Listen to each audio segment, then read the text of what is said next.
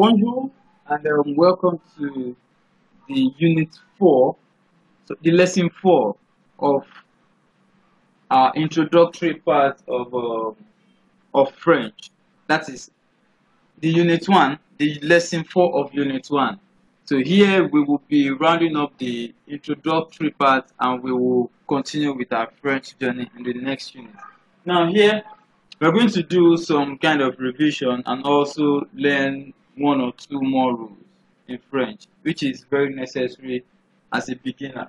Aujourd'hui, nous allons continuer avec notre cours de français. Ici, c'est la leçon 4 de votre introduction. Now, let's move further. If you look at this here, you're trying to remind ourselves on the definite and indefinite articles. Les articles définis, please do not forget. Le is for masculine, la is for feminine, and l'apostrophe, like we say, devant voyelle, in front of vowels. And we have les as plural. Here we have le garçon and le musée. Le musée, c'est-à-dire museum. Le musée, c'est-à-dire museum. La fille, le garçon, the boy, le musée, the museum. La fille, the girl, la piscine. Piscine means pool, swimming pool. Piscine means swimming pool. Then, et l'apostrophe, we have l'homme, l'étudiant, l'avion. L'avion, the man, the student. L'avion means the flight, avion, flight. Or airplane.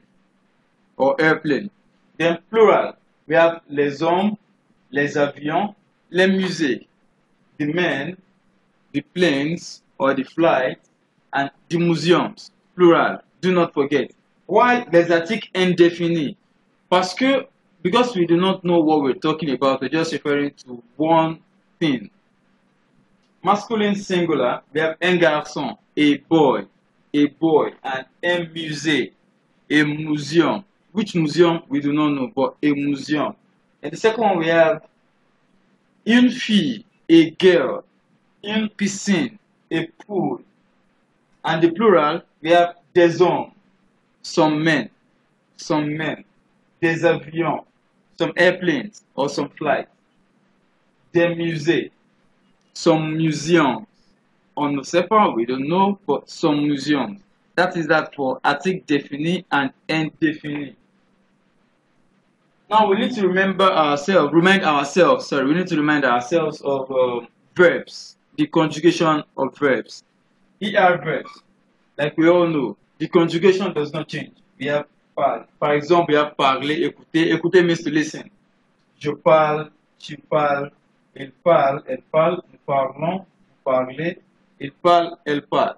À écouter, we have j'écoute, tu écoutes, il écoute, elle écoute, nous écoutons, vous écoutez, ils écoutent, elles écoutent. Heureux means happy. Heureusement is happily or fortunately. So those are the derivatives of these adverbs here in their feminine form. Attention, s'il vous plaît. Out of all these, there is a word that does not really go with this rule. Like I said in French, to every rule there's an exception. The word vrai means true, but truly is vraiment. Now look at, vraiment does not have an E before the MENT. This is just one of the few exceptions. Vrai, vraiment. Vrai and vraiment. Now let's go ahead. À retenir. This is like a notice. Please take note. Take note. Retenir is from the it means to retain. To retain something. L'adverbe se place souvent après le verbe simple et composé. L'adverbe se place souvent après le verbe simple et composé. Par exemple, il mange vite. Il est parti rapidement. Il mange vite. Normally, adverbs are placed after the verb.